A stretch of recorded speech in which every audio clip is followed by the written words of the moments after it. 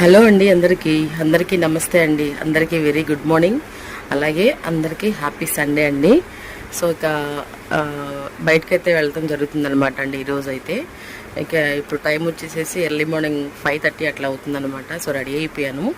బయటికి ఒక పని మీద అయితే బయటకైతే వెళ్తున్నానండి. మరి వచ్చేపాటికి ఈవినింగ్ అవుతుందో ఆఫ్టర్నూన్ అవుతుందో తెలియదు అనమాట. అక్కడికి వెళ్ళిన పనిని బట్టి అనమాట.